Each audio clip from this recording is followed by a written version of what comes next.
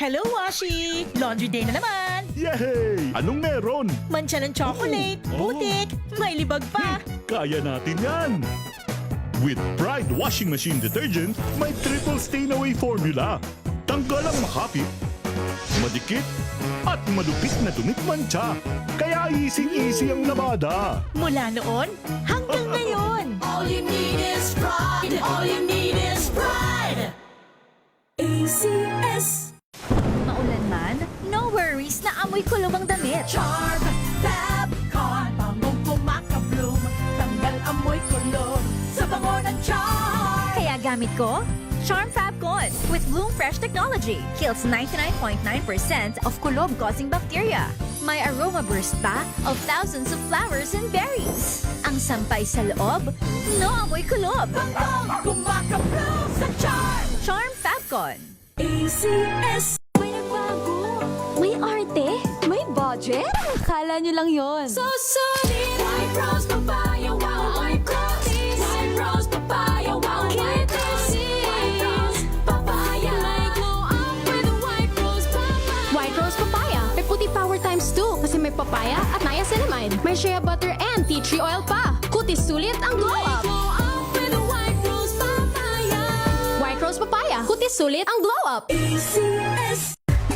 Galalala Fabcon. Galalala Fabcon. Ang bango ng sampayan. Tara na magsayawan. Califabcon, amoy nakaka-joyful.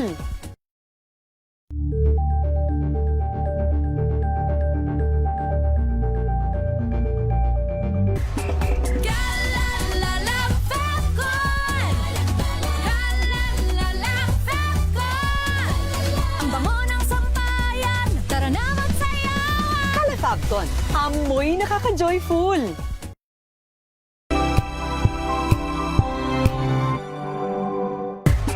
Galalala Fabcon. Galalala Fabcon. Ang bango ng sampayan. Tara na magsayawan. Califabcon, amoy nakaka-joyful.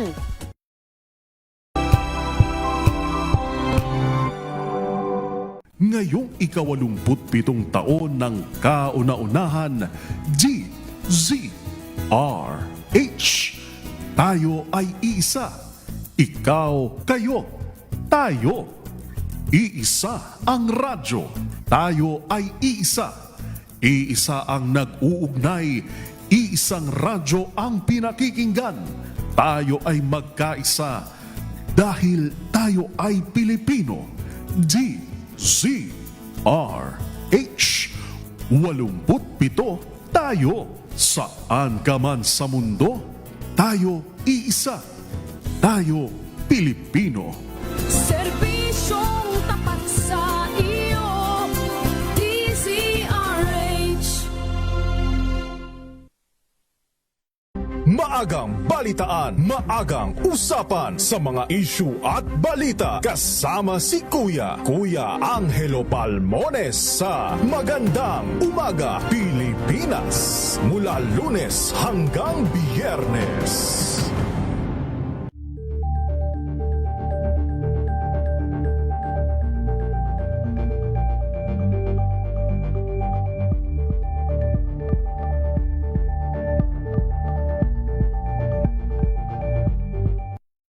Mga balitang gigising sa inyong umaga. Mga balitang kailangan mong malaman. Mapapakinggan sa ACS Balita sa 2x2.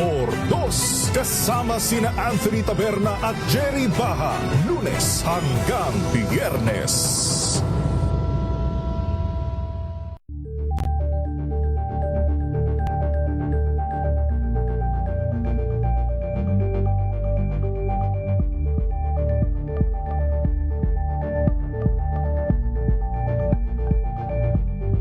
Alamin ang mga maiinit na isyung pambayan, mga balitang kailangan mong malaman, usapin sa pamahalaan, politika, ekonomiya at kabuhayan. Ito ang mga dapat mong malaman, pakialaman at pag-uusapan dahil kayo ang tinig ng mamamayan dito sa Damdaming Bayan. Live sa DZRH Radio, DZRH TV at DZRH Digital. Kasama sina Lakay, Deo Macalma at Elaine Apit. Araw-araw, Lunes hanggang Biyernes. Damdaming Bayan.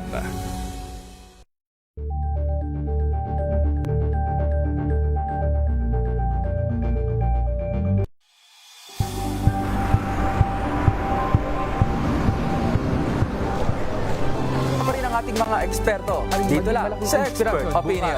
Ito ang The Better News. TNVS. Trending and sa kwento, iba't ibang anggulo. Dito sa Point of Bawat pananagutan ating tatalakayin dito sa Hoy. Bawal yan. Filipino, dito lang sa Music. Match of entertainment and lifestyle. Ito ang MBC TV Network News. Una sa Pilipinas, una sa Pilipino.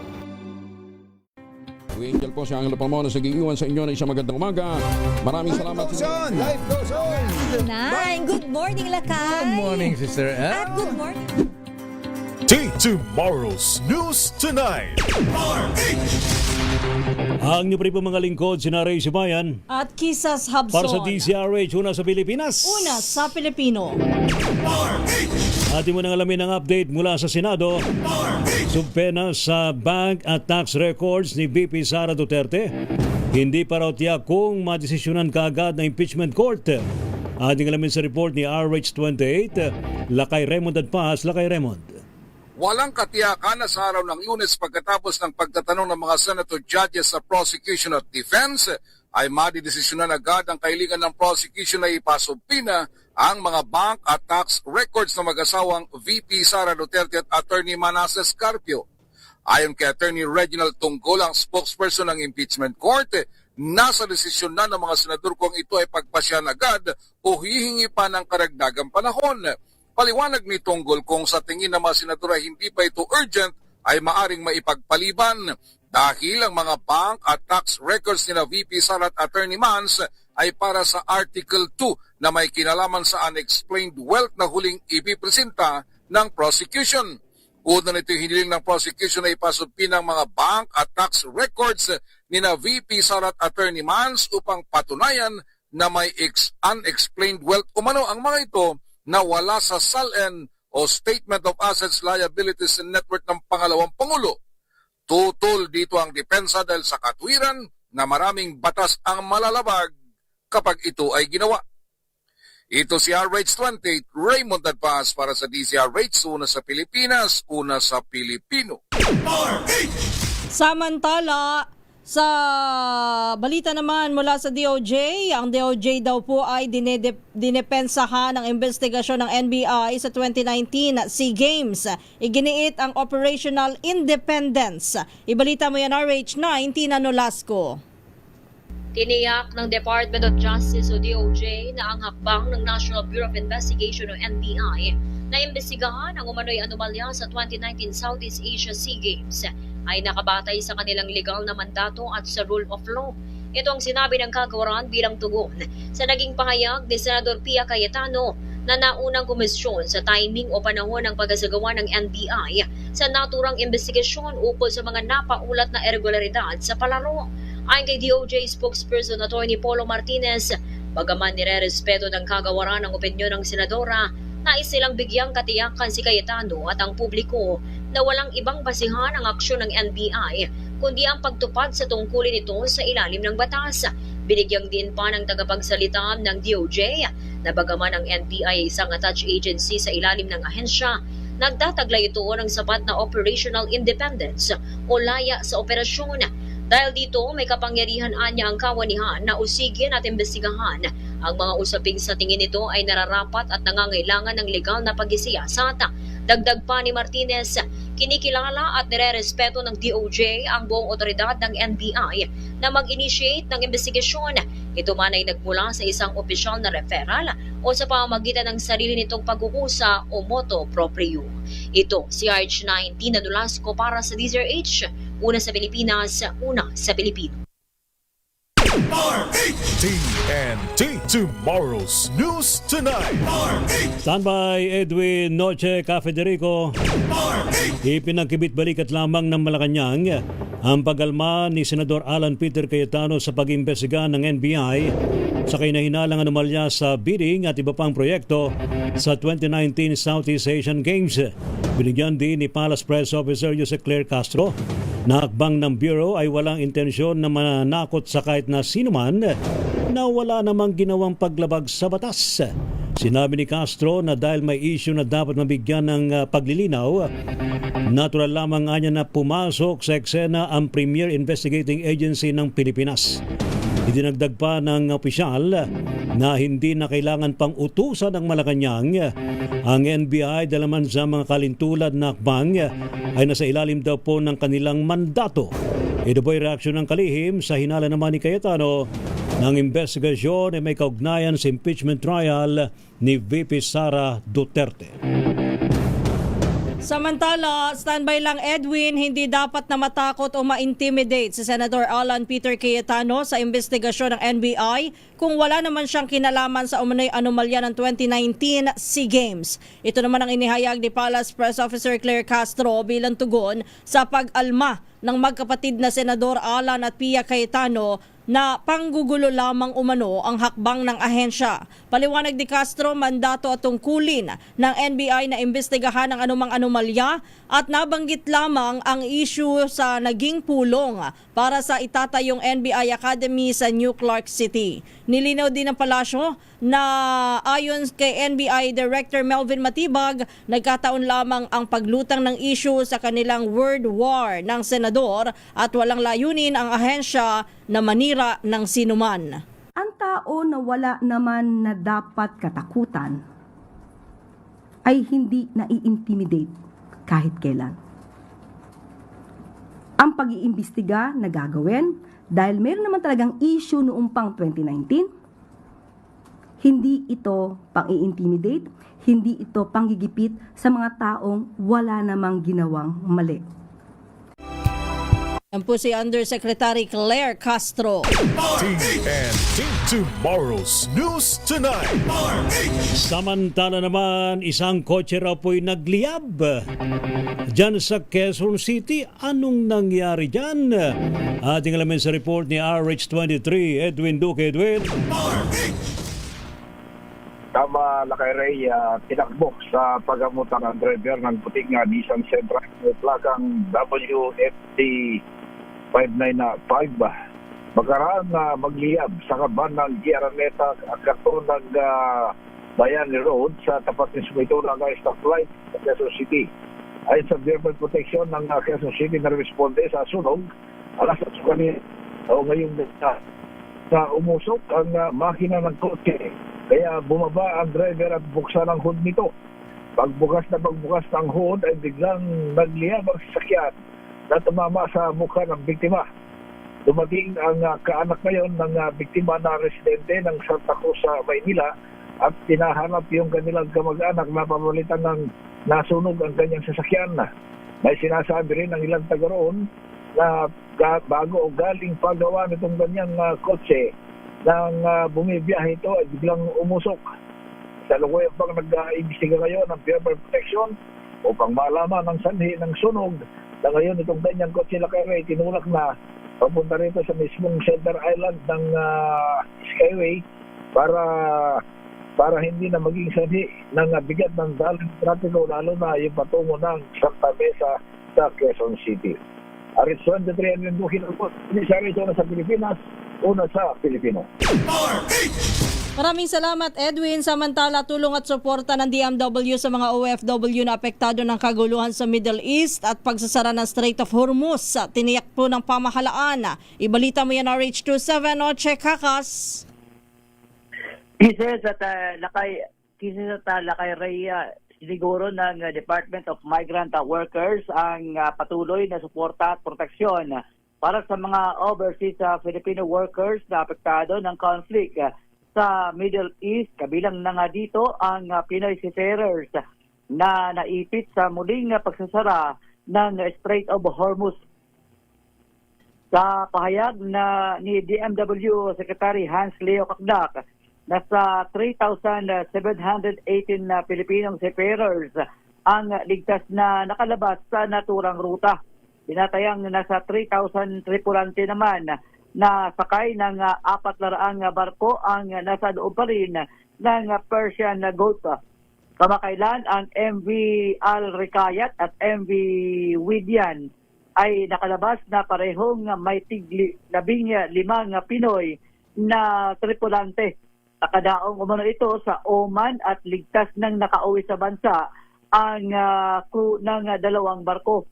Sabi ni Kakdak, patuloy pa nilang inaalam ang sitwasyon ng kinaroonan ng mga tripulante ng MV Widyan. Mahigpit din ang kanilang pakikipag-ugnayan sa mga licensed manning agencies at ship owners ng mga barkong kasalukuyang nasa Persian Gulf upang masiguro ang kaligtasan at kapakanan ng mga marinong Pinoy. Pagsisiguro naman na tuloy-tuloy ang kanilang sweldo at benepisyo, pati ang pagsiguro na mayroong sapat na pagkain, tubig, gamot at iba pang pangangailangan. RH27, Noche Kakas, DCRH, una sa Pilipinas, una sa Pilipinas. Thank you. Salamat, Noche Kakas. Samantala, meron naman pong naaresto dahil po sa droga at baril dyan sa Bulacan. Ating alamin sa report ni Ka Federico Manalili. Ka Feds. Yes, kasama kita Miss Kisses at na aresto ng mga Station Drug Enforcement Unit ng San Rafael PNP ang isang drug suspect sa ginawang bypass operation sa area ng Barangay Pantubig na Banggit na Bayan. Kinilala ang arestadong drug suspect na si alias Dodong, ito 37 anyos at driver at residente rin ng nabanggit na lugar. Baday sa ulat na tanggap ni Police Colonel Baybayan, Provincial Director ng Bulacan, mula kay Police Colonel Alvin Christopher Baybayan, Chief of Police ng San Rafael PNP, isinagawa ang operasyon kung saan nga isang informant mismo ang nakabili nga ng droga mismo sa drug suspect at ito ay nagresulta ng kanyang pagka-aresto na samsam nga sa suspect ang 1 gramo na hinina ng shabu at may halagang 6,800 pesos kalaunan ay may na-discovery na may dala pala itong baril na isang caliber 22 revolver at ito ay may kargang 2 bala. Nakapit na sa custodial facility ng San Rafael Police Station ang arestadong suspect habang naharap sa kasong RA 9165 at RA 10591. Federico Manalili para sa DCRH, una sa Pilipinas, una sa Pilipino. Maraming salamat, Tata Feds. Nilinaw naman ni DPWH Secretary Vince Dizon na matagal nang ibinasura ng Ombudsman ang reklamo laban sa kanya kaugnay ng umano'y mga anomalya sa konstruksyon ng pasilidad ng 2019 SEA Games sa New Clark City sa Tarlac. Batay sa mga dokumento mula sa Ombudsman noon pang December 6, 2021, ibinasura ang reklamong malversation of public funds at graft laban sa kanya at iba pang mga akusado. Dahil anya ito sa kawalan ng sapat na ebidensya above board at walang nilabag na batas ang pagtatayo ng pasilidad sa New Clark City, Tarlac noon. Matatandang si Dizon ang presidente at chief executive officer dati sa Bases Conversion and Development Authority o BCDA. Muling umusbong ang issue ng 2019 SEA Games matapos magsalita si NBI Director Melvin Matibag na iniimbestigahan ulit ang issue ngayong taon. TNT Tomorrow's News Tonight. Samantala naman, nakapagtala po ang PHIVOLCS ng 2 insidente ng pagbuga ng uson sa Bulkang Mayon. Sa isang video footage ng PHIVOLCS sa Mayon Volcano Observatory, nagkaroon nga po ng lava collapse-fed pyroclastic density currents o uson sa bulkan ganap na alas 5:04 ng madaling araw at alas 7:07 ng umaga. Patuloy naman na nagpapakita daw po ng aktibidad ang Bulkang Mayon na ngayon po ay nasa ika-100 72 magkakasunod na araw ng effusive eruption. Bukod sa uson, umaagos din ang lava at pagguho ng mga bato mula sa crater ng bulkan kaya nanatiling nakataas sa alert level 3 ang bulkang Mayon. Umakyat na sa 27 ang naitalang nasawi dahil sa epekto ng bagyong Inday at ang pinalakas na habagat. Sa pinakahuling ulat ng Office of Civil Defense, ngayong Huwebes, 10 ang nasawi mula sa Sarangani, 7 sa Lanao del Sur, 4 sa Davao Occidental, 2 sa Zamboanga, Sibugay at Bukidnon, habang tig-1 sa Iloilo at Zamboanga del Sur. Mayroon ding 9 na sugatan at 13 kataong nawawala dahil sa kalamidad. Ayon pa sa OCD, mahigit sa 254,000 pamilya o higit 1.07 milyon na individual ang naapektuhan ng habagat at bagyong Inday. Umabot naman sa 4.18 milyon ang pinsala sa infrastruktura at 12.5 milyon sa agrikultura. Samantala, 82.9 milyon naman ang halaga ng tulong ang ipinamahagi sa mga naapektuhang pamilya.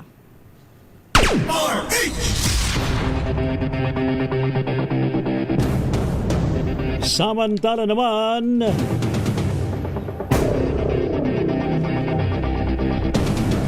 sa ating pa rin pong mga balita, TNT Top News Trending Worldwide. sa ating pong TNT Global News, 11 kataong namatay, 11 sugatan sa sunog sa isang ampunan sa bansang Algeria. Ating alamin sa report ni Winaper Hesoro. Miss Wina. Nasawi ang 11 katao habang sugatan naman ang 11 matapos sumiklab ang sunog sa isang ampunan sa Algeria kaninang madaling araw. Ayon sa state media, nangyari ang sunog sa ampunan sa distrito ng Muhammadiyah, kung saan 10 sa mga nasugatan ay nagtamo ng iba't ibang antas ng paso. Samantala, ligtas na nailikas ng mga rescuer ang 5 persons with disability na nasa loob ng naturang ampunan. Sa ngayon, hindi pa rin inilalabas ng mga otoridad ang pagkakakilanlan ng mga biktima, gayon din ang sanhi ng sunog. Ayon sa mga otoridad, matinding init ang naranasan ngayon sa Algeria, kung saan mula noong Hulyo 8, mahigit 900 na sunog na ang naitala sa iba't ibang bahagi ng bansa. Para sa TNT Global News, ito si Winaper Lasoro ng DZRH, una sa Pilipinas, una sa Pilipino. Samantala, sa atin namang showbiz, Cup of Joe, wagi ng special honor sa Music Awards Japan 2026. Ibalita mo yan, Don Carlos. Showbiz! Nanalo ng special honor ang bandang Cup of Joe sa katatapos lamang ng Music Awards Japan 2026. Bago tanggapin ang award, nag-perform muna ang grupo ng kanilang sikat na kanta na Multo. Bagamat nominado ang kanta sa Best Asia Song, nasungkit ng Golden mula sa palabas ng K-pop Demon Hunters ang award. Ang naturang award-giving body ay inorganisa ng Japan's Culture and Entertainment Industry Promotion Association para bigyan daan ng musika sa Asia at Western region.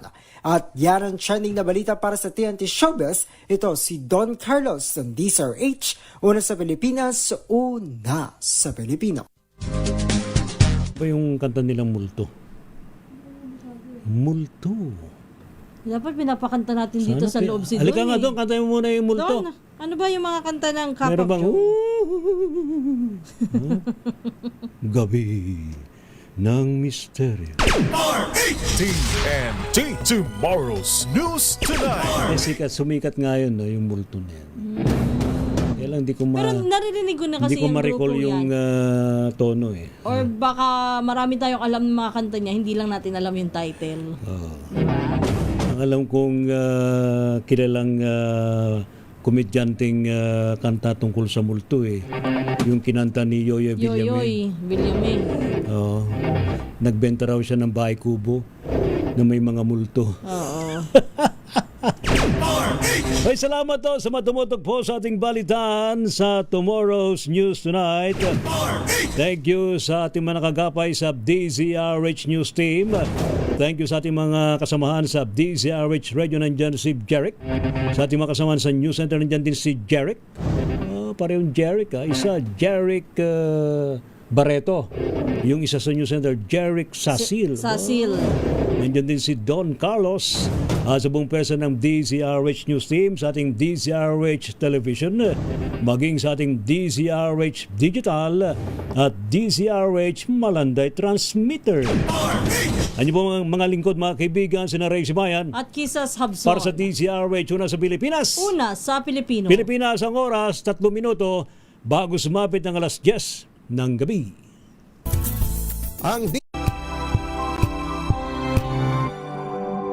Tambalang Anthony Taberna at Jerry Baha ang gigising sa inyong umaga dahil lalatay ang humahagupit na diskusyon at komentaryo Lunes hanggang Biyernes sa 2x2.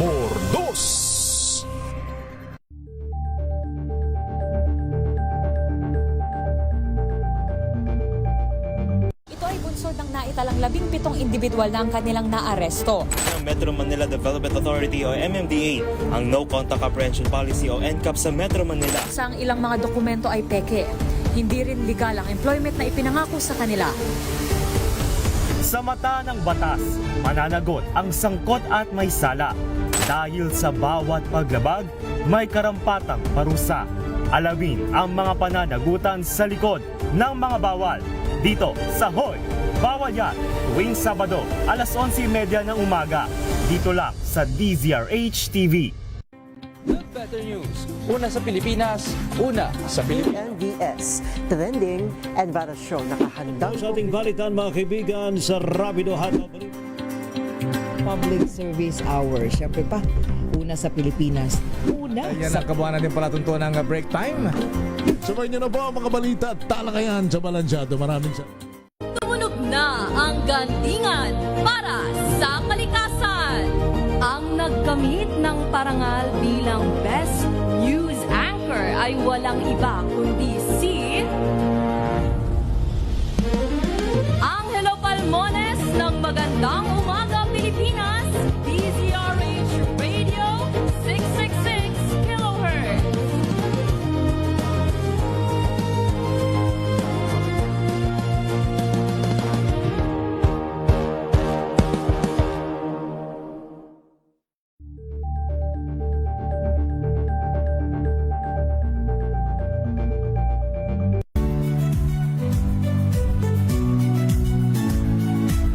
Magandang araw mga